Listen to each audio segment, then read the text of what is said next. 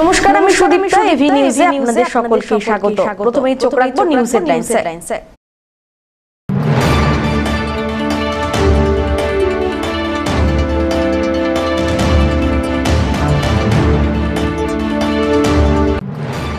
হাসপাতালে ইফটিজিংয়ের শিকার খোদ মহিলা পুলিশ কর্মীরা, ঘটনাকে ঘিরে শুরু চাপানোতর।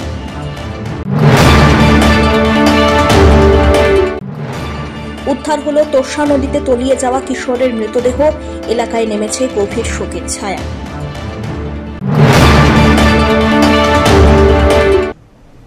এবার আসছে বিস্তারিত সংবাদে। এবার হাসপাতাল চত্বরে ইফটিজিংয়ের শিকার মহিলা পুলিশ কর্মীরা। জলপাইগুড়ি মেডিকেল কলেজ সদর হাসপাতালে পূর্ত দপ্তরে ইলেকট্রিক্যাল বিভাগে রাতের শিফটের দায়িত্বে থাকা কয়েকজন কর্মী মদ্যপ অবস্থায় কর্মরত মহিলা পুলিশ কর্মীদের উদ্দেশ্যে কটূক্তি করে বলে অভিযোগ। ঘটনায় দুজনকে আটক করা হয়। অভিযুক্তদের বিরুদ্ধে প্রয়োজনীয় পদক্ষেপ নিতে বলা হয়েছে। জলপাইগুড়ি মেডিকেল কলেজের এমএসভিপি ডক্টর কল্যাণ খাঁ এ বিষয়ে কি বললেন শুনুন। রাজ্যের অন্যান্য হাসপাতালের মতো জলপাইগুড়ি মেডিকেল কলেজের সুপার স্পেশালিটি এবং সদর হাসপাতালের নিরাপত্তাও আঁটোসাঁটো করেছে পুলিশ। তৈরি করা হয়েছে পুলিশের আউটপোস্ট। অভিযোগ, মঙ্গলবার রাত্রে সদর হাসপাতালে টহলে বেরোন মহিলা থানার পুলিশ এবং উইনার্স টিমের সদস্যরা। মাদার অ্যান্ড চাইল্ড হাবে যাওয়ার পথে হাসপাতালে কর্তব্যরত পূর্ত দপ্তরের ইলেকট্রিক বিভাগের কয়েকজন কর্মী মদ্যপ অবস্থায় আপত্তিকর মন্তব্য করে বলে অভিযোগ। অভিযুক্তদের চিহ্নিত করে দেন মহিলা থানার পুলিশ কর্মীরা। এরপরে কোতোয়ালি থানার পুলিশ এসে দুই মদ্যপ ব্যক্তিকে আটক করে নিয়ে যায়। ভবিষ্যতে এই ধরনের ঘটনা এড়াতে অভিযুক্তদের বিরুদ্ধে দৃষ্টান্তমূলক পদক্ষেপ নেওয়া হবে বলে হাসপাতাল কর্তৃপক্ষ জানিয়েছেন। এটা শুধু হাসপাতাল কর্মী বলে নয়, যে কোনো ওনারা যারা ছিলেন তারা আমাদের পিডব্লিউডির এজেন্সির মারফত নেওয়া ম্যান পাওয়ার। ওনারা যে কাজটা করেছেন এর থেকে দেখুন দুটো জিনিস পরিষ্কার। এক নম্বর হচ্ছে আমাদের হাসপাতালের একদম আনাচে কানাচে পুলিশ এবং আমি ধন্যবাদ জানাবো উইনার টিম, যেটা তারা এসে রেগুলার পেট্রোলিং করছেন। এটা কিন্তু হাসপাতালের সুরক্ষার দিক থেকে এটা একটা বিরাট পদক্ষেপ এবং এটা রেগুলারলি হচ্ছে, প্রতিদিন রাত্রিবেলা হচ্ছে। আর এই যে মানুষগুলির কথা বলছেন এনারা এজেন্সির সুতরাং আমরা সেই এজেন্সি এবং পিডব্লিউডি এক্সিকিউটিভ ইঞ্জিনিয়ারকে গতকাল রাত্রেই আমি বলেছি, তিনি কঠিন থেকে কঠিনতম পদক্ষেপ নেবেন বলে আমাকে আশ্বাস দিয়েছেন। আজকেও আমার কথা হয়েছে এবং এই এজেন্সির যারা রয়েছেন তাদের সম্পূর্ণ ডিটেল সেটাও পুলিশের কাছে আমরা পাঠিয়েছি, সমস্ত, এমনকি সিকিউরিটি এজেন্সি। আগামী দিনে আশা করছি এই ধরনের ঘটনা ঘটবে না, কিন্তু এটা ডেফিনেটলি এটা পদক্ষেপ আমাদের নিতেই হতো। শুধু ওনারা কেন, যে কোনো মানুষ যদি এই ধরনের কাজ করে তাহলে সেটা নিন্দাজনক এবং আমরা পদক্ষেপ নেব, এটুকু বলতে পারি। জলপাইগুড়ি মেডিকেল কলেজ ও হাসপাতালে নিরাপত্তা এবং সুরক্ষার তত্ত্বাবধানে জেলা শাসক শ্যামা পারভিন এবং জলপাইগুড়ি পুলিশ সুপার উমেশ খন্ডবাহালে গণপত। জলপাইগুড়ি জেলা শাসক শ্যামা পারভিন এবং police super Khandbahale Umesh Ganpat Jalpaiguri medical college ও হাসপাতাল পরিদর্শন করলেন এবং ব্যক্তিগতভাবে সুরক্ষা এবং নিরাপত্তার বিষয়ে পর্যালোচনা করেন। জেলা শাসক এবং পুলিশ সুপার রোগীর পরিবারের সদস্য, চিকিৎসক, নার্স, হাসপাতালের কর্মীদের সঙ্গে বিশেষভাবে কথা বলেন। তাদের সকলের মতামত শোনেন এবং উদ্বেগের বিষয়গুলিকে সত্বর সমাধান করবেন বলেও কথা দিয়ে গিয়েছেন। অমিত বণিকের রিপোর্ট, এভি নিউজ।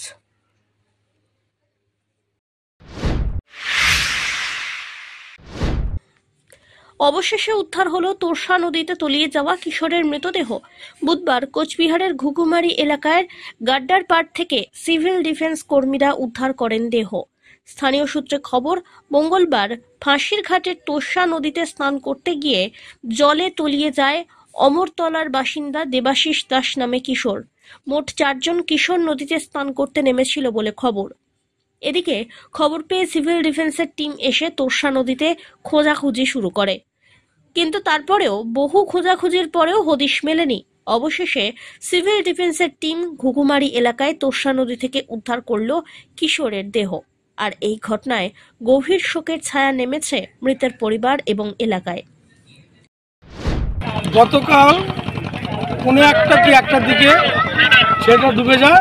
আমরা খবর পাই 2টা নাগাদ তখন আমরা আসি আমাদের কিউআরটি টিম সিভিল ডিফেন্সের, তখন খোঁজাখুঁজি করার পরে কালকে পাওয়া গেল না। আজকে গাড্ডার পার যে আছে ঘুঘুমারি ব্রিজ পার করে ওখানে 10-15 মিনিট আগে বডিটা রিকভারি করা। সব্যসাচী মজুমদারের রিপোর্ট, এভি নিউজ।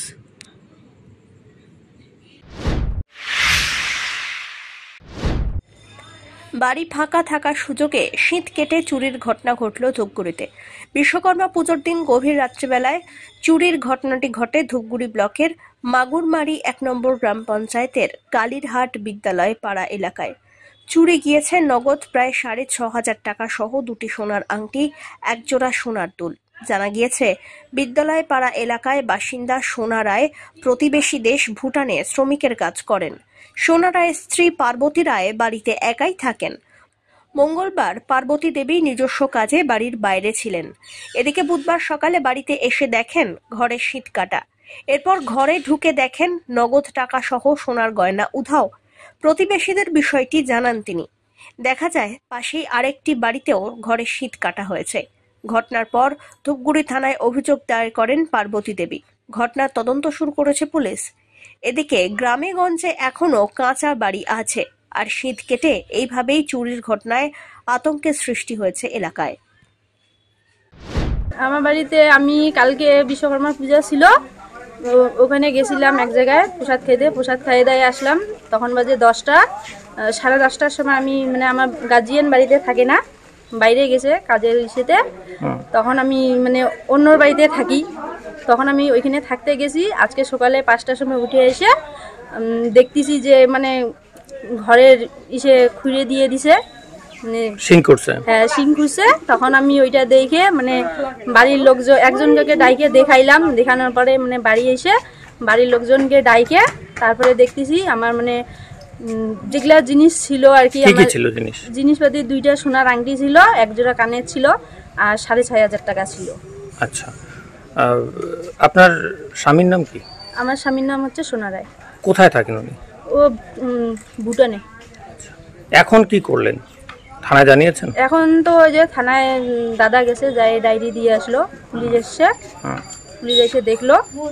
কত টাকা ক্ষয়ক্ষতি হতে পারে আপনাদের এই চুরির ক্ষেত্রে? এখন তো আমি জিনিসের প্রতি তো বলতে পারবো না, এমনি আমার কাছে ক্যাশ 6,500 টাকায় ছিল।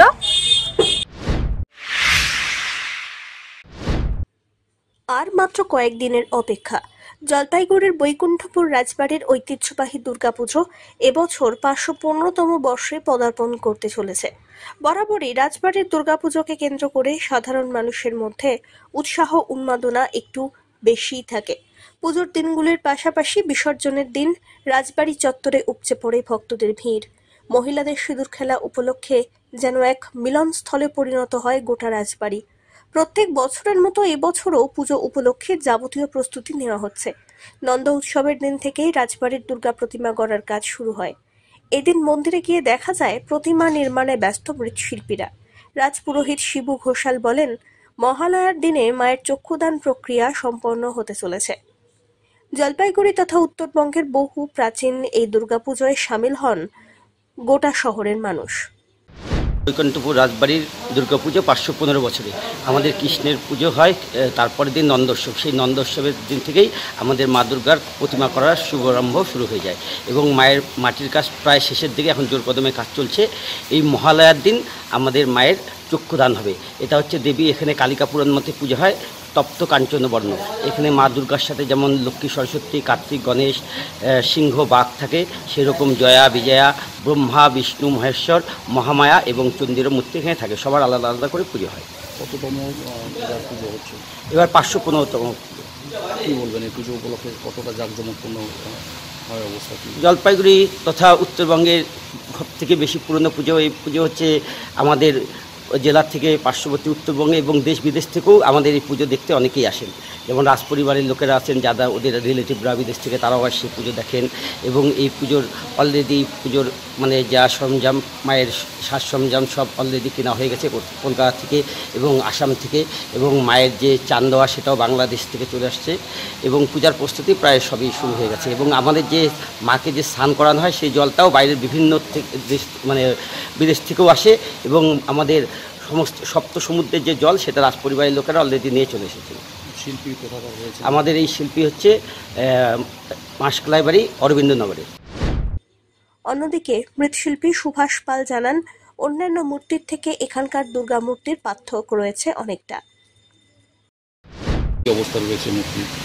মূর্তি প্রায় শেষের দিকে, এখন ফাটা জুড়িয়ে পালিশ করতেছি।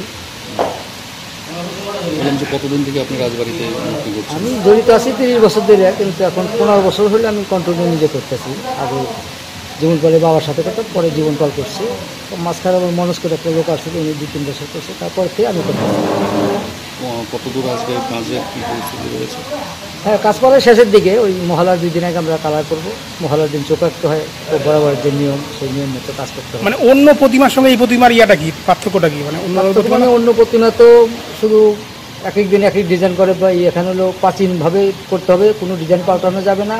এর সাথে হলো জয় বিজয় আছে, তারপরে ব্রহ্মা বিষ্ণু শিব আছে, মহামায়া আছে, মূর্তি বেশি আছে, আর ডিজাইন একই থাকতে হবে, ডিজাইন পাল্টানো। মোট কতগুলি মূর্তি? মোটামুটি ধরেন যে দুর্গা মাতা আছে, তারপর দুর্গার সাথে আবার ওই সিংহ আছে, ওর ওই সিংহের সাথে ওটা বাঘও দিতে হয়, আবার সিংহের পাখা আছে, একটু আলাদা ধরনের অন্যান্য মূর্তির থেকে।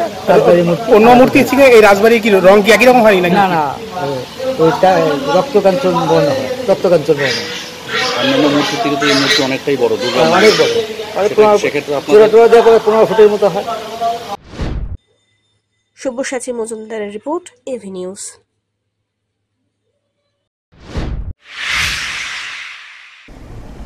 শেষ করবার আগে নিউজ হেডলাইন্স আরো একবার।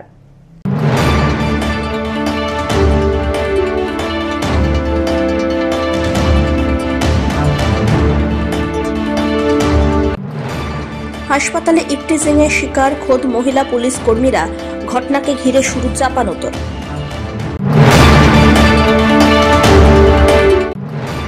উদ্ধার হলো তোষা নদীতে তলিয়ে যাওয়া কিশোরের মৃতদেহ, এলাকায় নেমেছে গভীর শোকের ছায়া।